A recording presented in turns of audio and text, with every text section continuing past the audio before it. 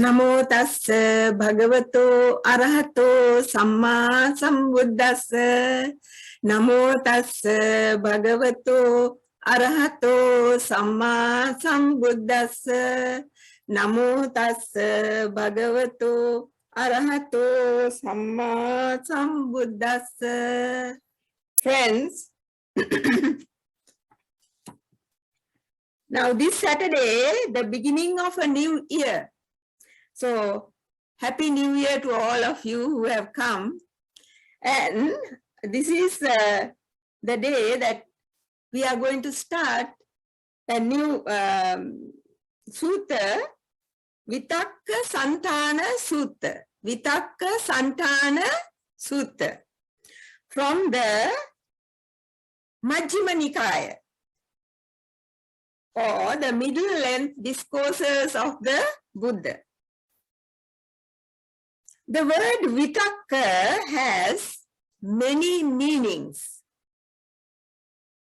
Some of them are reflection, to reflect, reflection, or thought, or the character, or steadiness, or fixity.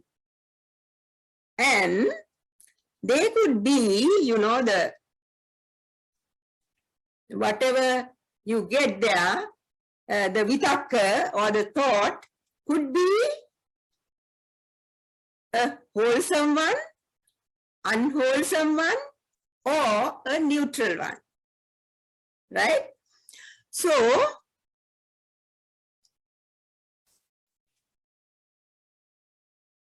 three karmically akusala unwholesome thoughts are Kama vitakka. Now, one of the unwholesome thoughts is Kama vitakka, or sensual desire. Then the second one is sensuous desire is Kama vitakka. Then Vyapada vitakka, that is hateful thought. And Vihimsa vitakka, that is cruel thought. Now those are the three kinds of thought. Those are the unwholesome ones. The good ones or the wholesome ones are Nekkamma vitakka, that is thoughts of renunciation. Then the second one, Avyapada vitakka, that is hatelessness. Avyapada, hatelessness. Then the third is Avihimsa vitakka. Avihimsa vitakka is not harming. So there are the two kinds of thoughts. One is wholesome, the other is unwholesome. The good thoughts or the wholesome thoughts are what you call right thought. And that is, the second noble, in the Noble Eightfold Path, the second factor. The word now that we have talked about the word vitakka, right? Vitakka. Now the word santana. Now these two words are together, vitakka, santana. So santana means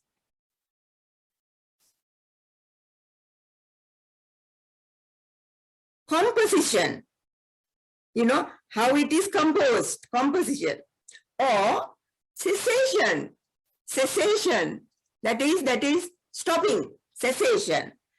So, or it could be laying hold of a thought, that is, a thought is taken and you hold on to it, a thought.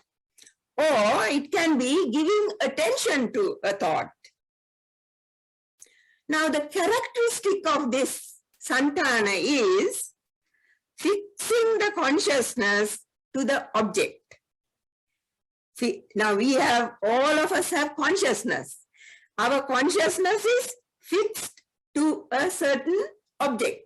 Now, that is the meaning. Thus, Vitakkasantana may mean, now when you take the two together, Vitakka and Santana, when you take the two words together, it could mean reflection of a thought and holding on to it. You reflect on some thought. It could be a good thought or a bad thought, but whatever it is, you reflect on it and then you hold on to it. You don't, you keep thinking about it. The Buddha is, realistic as well as practical in all his teachings.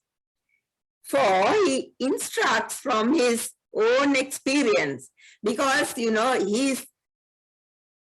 doesn't say something from a book or from somebody else's experience, but his own experience. So therefore, his teaching is always practical as well as realistic. Before he attained enlightenment, right, before he became the Buddha, he divided his thoughts into wholesome and unwholesome. And seeing the danger in the unwholesome, abandoned them. He did away, let go of them, and kept the good thought. But later, he thought, now with all this thinking, even if it is good thought, it could tire the body and also the mind. And therefore, he let go of that also, so that all thoughts were, given up, abandoned. And then when all the thoughts were given up, it was possible for him to internally means inside, right? In the mind, inside, internally, steady the mind and quieten it, right? Because all the time, there is the inner chat in our mind, right? In our minds. But Buddha, before he became the Buddha, this is what he did. Quieten the mind and stilled the mind internally, steadied it and brought it to singleness. That means brought it to one-pointedness and concentrated it so that his mind would remain unstrained without any strain, right? Now, in this sutta, now let us look at this particular sutta that we have chosen today. The Buddha teaches us how to discipline our thinking. All the time we have thoughts, all kinds of thoughts, they come and go, right? So, the Buddha is telling us how to discipline our mind so that we can, discipline the thoughts also. Why do we need this disciplining? Now, this is the reason. Because our mind is two-sided, our mind. That is, there is a mind that creates thoughts on its own. We are not responsible for the thoughts. The mind itself creates the thoughts, right? That is one kind of, one side of the mind. Then there is another mind, then there is another side of the mind that, you see, where we create thoughts, right? Now, the mind that creates thoughts on its own is uncontrollable. We have no control over it. And the other, that is the other one where we purposefully put our ideas into the mind. So you can see there are two kinds of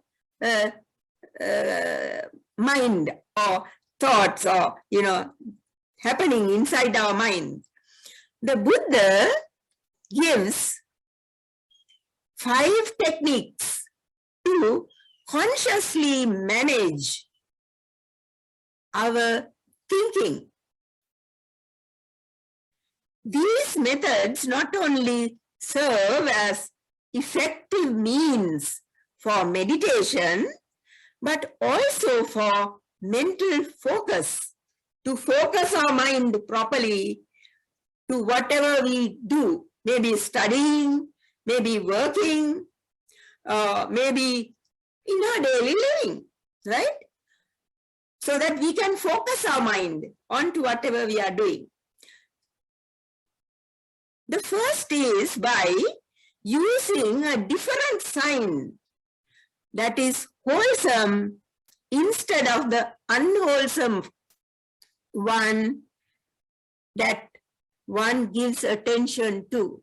You see, now if we are giving attention to a bad sign, right? Anger, conceit, or lust, whatever, any bad kind of idea or thought that comes into our mind, the Buddha says, put another, take another sign, leave to get that away, get a wholesome one. Now, how do you do that, right? The Buddha himself helped a certain queen. Now, this queen was King Bimbisara's chief queen. He came up. She was a very beautiful woman, and she was very proud of her beauty. So that she did not want to come and meet the Buddha because the Buddha talked about old age, sickness, and death. And she didn't want to listen to those things. So therefore, she never came to meet the Buddha. But what happened? One day, she happened to visit Veluvana. Now, Veluvana is the place where Buddha was staying at that time, right? Veluvana was a forested area that King Bimbisara had donated to the Buddha. So Buddha was living there. The queen did not know much about it. So the queen came there one day hearing about the beauty of Veluvana. Then suddenly she came up to the Buddha quite unknowingly. She didn't know that the Buddha was there. Then she saw something very strange. Now, she saw an exquisitely, a very, very beautiful, like a goddess, a young girl standing somewhere near the Buddha and fanning him. Now, she was very, very surprised, and she admired this woman, this young girl, and stared at her. Now, while she was looking, she could see that there was a change coming on to the girl. The girl became little by little, older. Then suddenly she found not the young girl, but an old woman, haggard, woman. And then this earlier very beautiful girl, what happened to that girl? Fell down dead. And it was a smelling corpse in the end, and it had fallen down on the ground. Now, all this was done by the Buddha with his psychic power. Not that there was an actual girl there. But now, the thing is, this Hema, this queen, was a very, very intelligent person. All this time she was deluded into thinking that this body would remain the same. But now she realized that this changes, this does not stay the same. So can you see how the Buddha put a wholesome thing onto the unwholesome one, right? To show the queen what reality is, what this body is made up of, what happens to it in the end, right? So now all her delusion about greed for the body or craving for the body and the conceit fell off. And she listened to the Buddha's sermon. The Buddha gave a very, very important and very apt sermon to her. She listened to it. And what happened? You know, she was a very, very fortunate woman and one who had done a lot of good in her past lives, so that she became an arahant while she was, dressed like a queen. She had come there just dressed like the queen. But in her queenly clothes, she became an arahant, mind you. So then she went back to the palace, and then King Bimbisara took her to the Buddha and the temple, and she became a bhikkhuni, and later she was named the foremost among the bhikkhunis in wisdom. The Buddha named her. Here, the Buddha, you see now, that is one of the instances where Buddha replaced the unwholesome with the wholesome. Now, that is what Buddha is telling us to do. When an unwholesome idea comes into our mind, to replace it with a wholesome idea. So, here in this sutta, the Buddha advises the yogi who is practicing the higher mind. Now, the higher mind is where a yogi or a meditator is practicing the Noble Eightfold Path or the jhanas, right?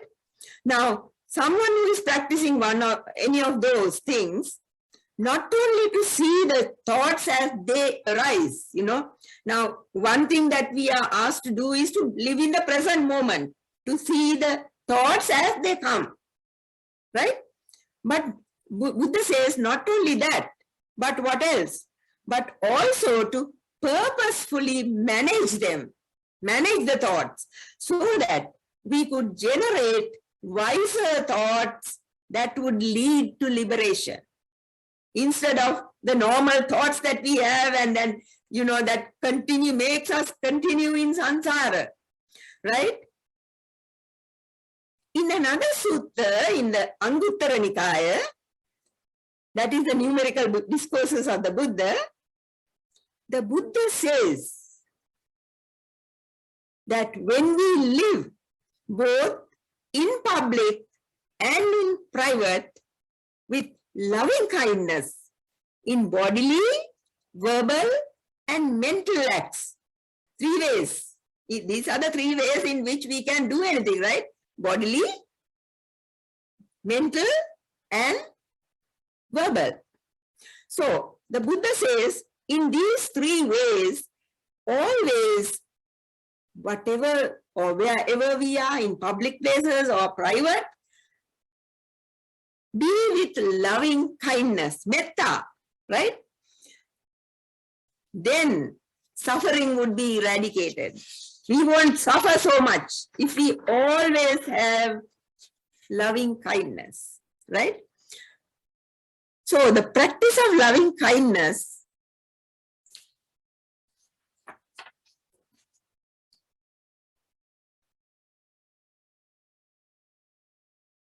is not the ordinary consciousness. In our ordinary consciousness, what do? It is for our survival only, for our survival, for us to do well, for us to, get a good job, for us to go and study and then, pass exam, everything for ourselves. But when you practice loving kindness, it will be not for only myself, but for all, right? So it will be an egoless one. There won't be the ego so much, right? Then dukkha or suffering or unsatisfactoriness also will not be there. It will stop. When unskillful thoughts arise, we would see them. Now if we practice loving kindness in that way, when an unwholesome bad thought comes into our mind, at once we will see it, right? And we will not want to, keep it. We will insert a skillful thought instead. We would learn to stay in the present moment without going to the past or to the future. Now, friends, this advice of the Buddha is not only for meditators, but even for ordinary people who could benefit from them. Our mind is also conditioned, condition means due to conditions this has come about. Hetu, phala, causes and conditions, results of the conditions, right? So, some of them have come from our past existence. From the past, we have brought them here. Some we have collected here while we are in this world. So, quite often, our thoughts incline towards the unwholesome. Quite often that happens. Not always do we have wholesome thoughts, right? Very often it's an unwholesome thought. Now, even if someone, does something to you, you always see something, something irregular, something bad about what is done also, right? You always add the but, and add something bad. So you see, we must not do that, right? So when that happens, create bad karma. See, we create bad karma by doing that.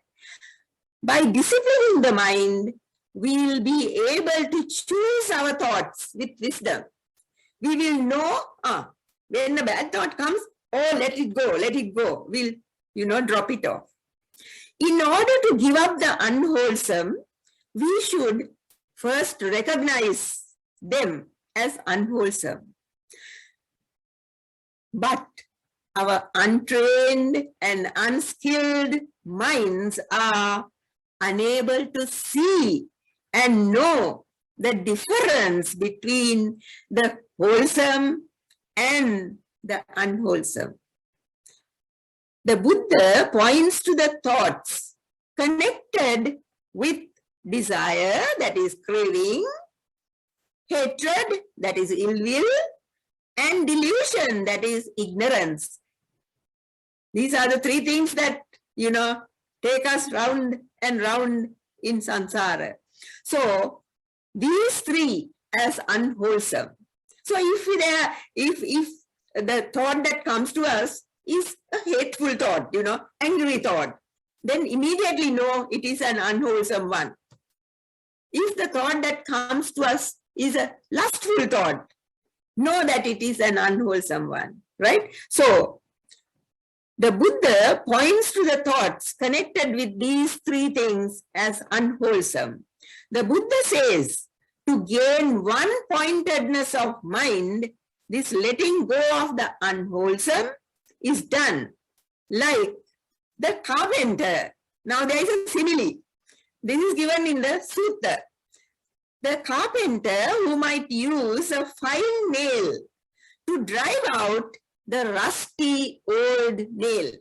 Now imagine that there is an old nail that has got into the wood, right? And you want to take it out, you can't. Now the carpenter, what does he do? He would replace the old nail with a fine nail. Now, similarly, we could replace the object or the theme of the bad thought with a good thought. If we take a closer look at this simile, we will see that the old rusty nail has eaten into the wood and has become a part of it, so that the new nail is kept on top of it, and the carpenter hammers onto it to dislodge it from the bottom. It comes out below. Just as the carpenter cannot immediately extract the nail, a yogi or a meditator or anybody, right? Not necessarily a meditator. Anyone also cannot stop the unwholesome thoughts that have taken root in our minds at once, right? Because we are used to thinking the unwholesome thoughts as the thoughts that we should think, right? We never go into it and see, is this unwholesome? Why should I think like this? We don't go into it like that. So therefore, it is not easy to, dislodge these thoughts because they have taken root in our minds. By degrees, gradually putting forth effort, the unwholesome may be replaced by the wholesome. When the skillful thought is appropriate, the replacement is easy, right? For instance, now let us say, thoughts of impermanence, right?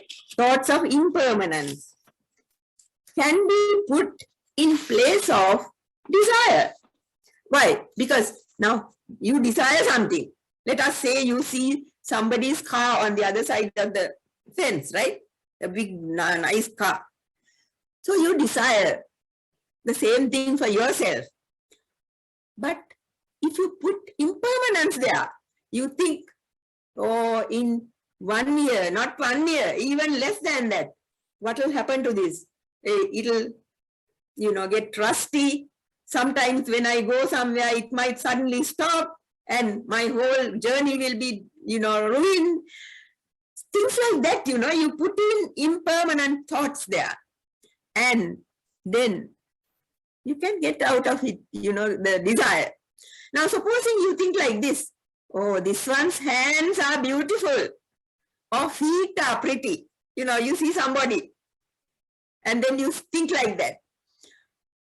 When such thoughts about living beings arise, the idea of asubha or unlovely, these feet may become very skinny and, covered with veins and, maybe even sores in 5 years' time, or even less than that. So like that, you think of the unlovely or asubha impurities of that when it is a living being.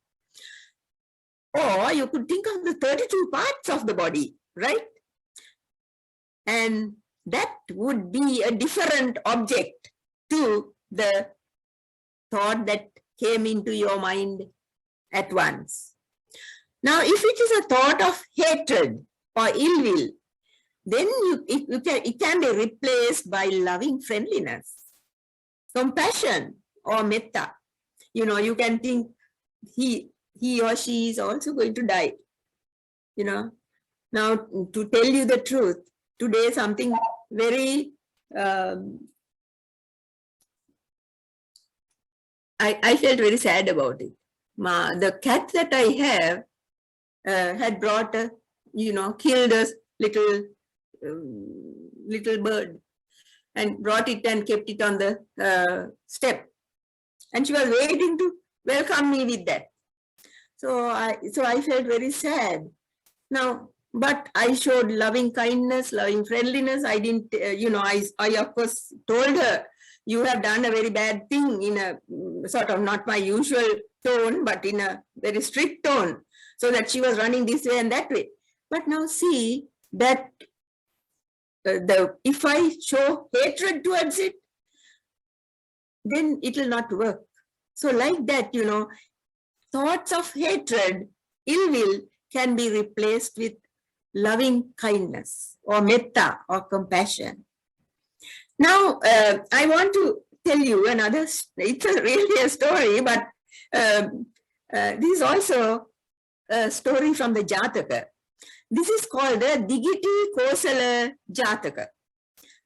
There was a prince, and he was able to commit this difficult task of turning hate into loving friendliness.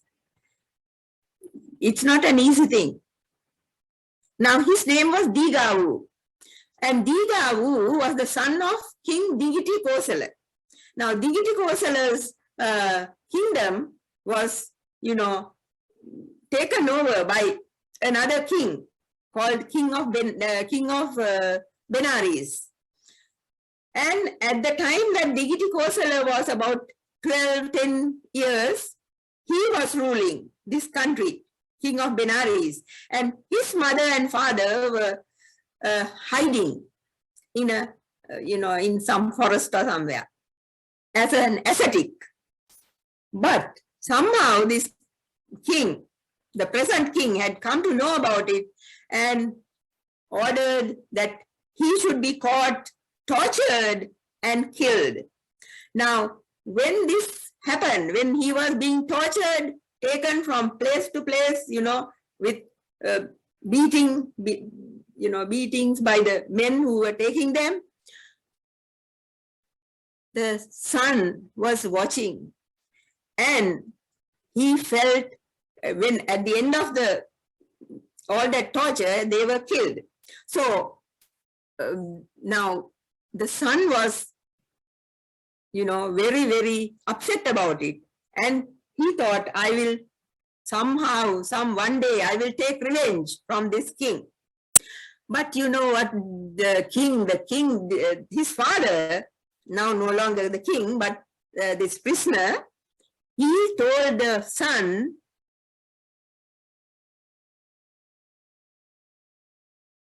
not to take revenge, but be friendly with this king.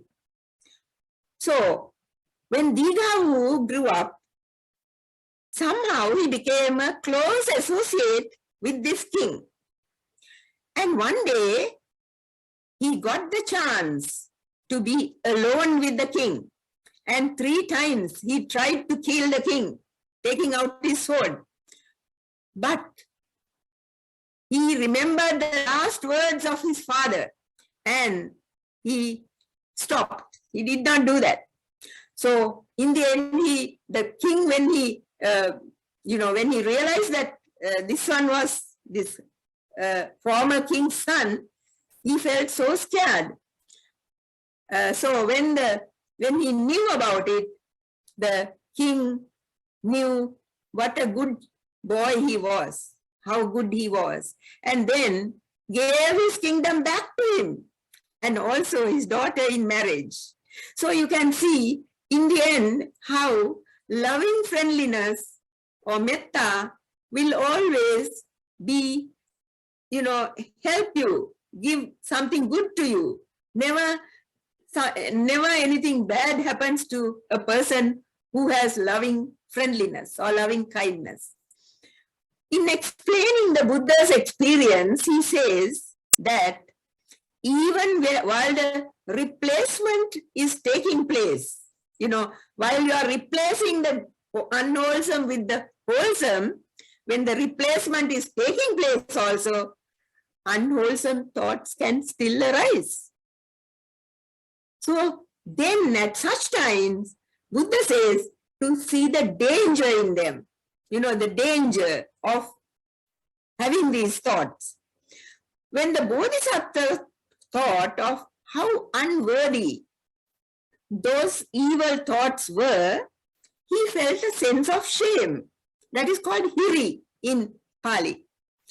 And also a fear of the dangerous consequences that may come due to wrongdoing. And that is called uttappa. These 2 words together, hiri uttappa, are considered protective dhammas in the world. They protect us from anything bad happening. If we practice them. So, like in the simile of this, of a young man, now we take another simile that is given in the text, that is a young man or woman who, who finds that someone has put a corpse of a dog or a corpse of a snake round his or her neck, would be horrified and humiliated and ashamed. And in the same way, a yogi must see or sees how unwholesome and blameworthy if she or he entertains bad thoughts, evil thoughts, right? And therefore think like that and shrink back from bad thoughts. By sincerely putting forth effort, if the thoughts of desire or hate or delusion are abandoned, her or his mind becomes steadied internally, quieted, becomes one-pointed and concentrated, right? So that is when you are meditating. But even otherwise, when you follow these, our mind will be not wandering about, thinking about all kinds of things. Even while examining the danger, now we come to the third one, right? In those thoughts, if evil, unwholesome thoughts still arise, one should try to forget them and not entertain them or pay attention to them. Consider, now just think, if you have a jealous or angry or sad thoughts, will that give you a feeling of comfort and pleasure, or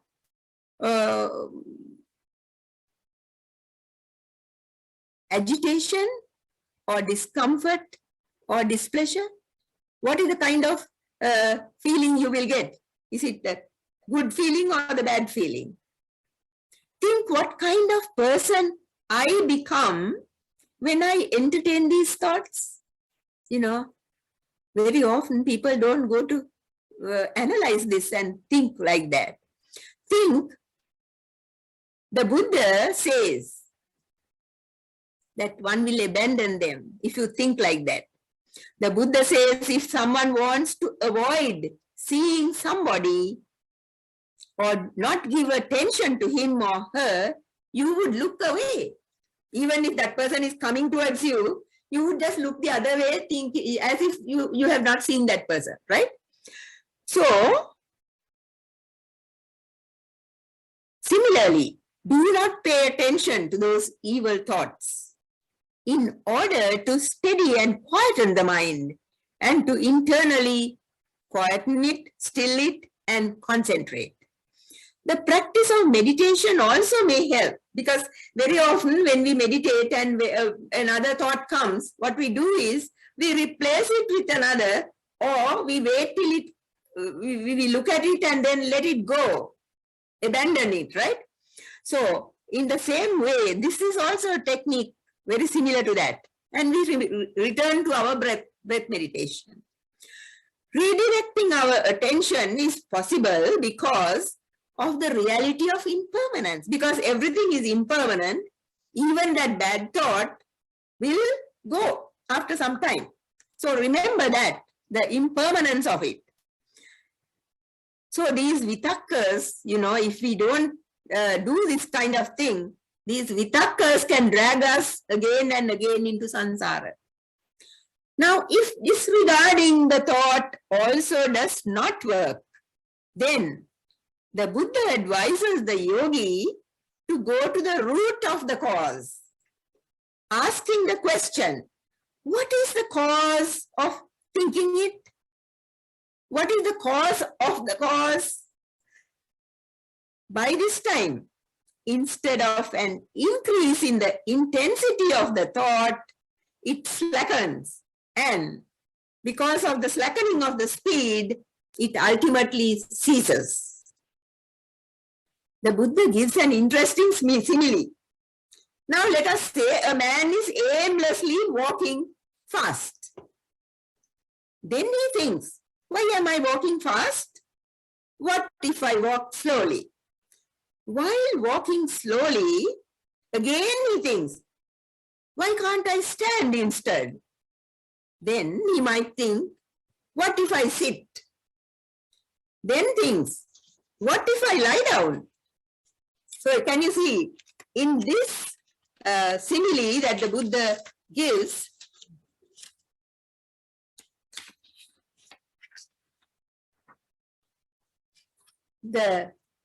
what is happening gives way to a lesser thing, a coarser posture. A coarse posture is replaced by a subtle one. So each step calms and stills his body and mind. So in the end, that restlessness is gone and he becomes calm. Then ultimately, completely rested, his mind becomes steadied, internally quieted, becomes one-pointed and concentrated. Oh, now we come to the last strategy. This is the most radical of all the techniques given to remove the distracting thoughts in one's mind. The Buddha says, if everything fails, all these four that we discussed now, if all these fail, one should clench one's teeth and press the tongue against the roof of the mouth and crush the unwholesome with the wholesome state. Now, don't think that this is an ascetic practice or mortifying the flesh, right? The weighing down of the mind by unwholesome evil thought should be ended even in this manner. This is not a method of self-mortification, as I said, but a way of great determination, right? So when the mind is steadied internally, quieted, one-pointed, and concentrated, such a person is called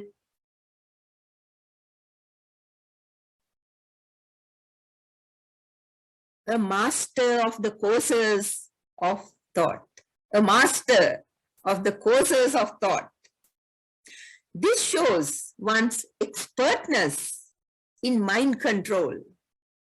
Formerly, she or he was not able to think as she or he wanted, but now is able to think as that one wishes. She or he will not think any thought one does not want to think. No longer is this one a slave of the mind, but the master. This is one way to stop suffering. You know that I think all of you know this gatha, but I thought I'll end this with the gatha. The Dhammapada says, Mano pubbangama dhamma, mano setta manomaya, manasache pasannena, bhasativa karotiva, tatonang sukhamangveti, chayava anapayini. You know, this is one of the twin verses.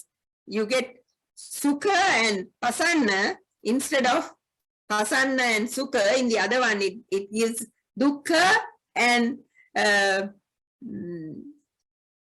not pasanna, right? So, now what is the meaning of this? All actions are led by the mind. Mind is their master. Mind is their maker. Act or speak with a pure state of mind, then happiness follows, as your shadow follows you without departing. In the other one, it is like the ox and the cart. The ox does not like the cart coming, behind it, but it cannot avoid it. But in our case, if we become the master of our thoughts, we will just, it will be like the shadow. The shadow is not a heavy thing for us, right? So thank you very much for listening and for your patience.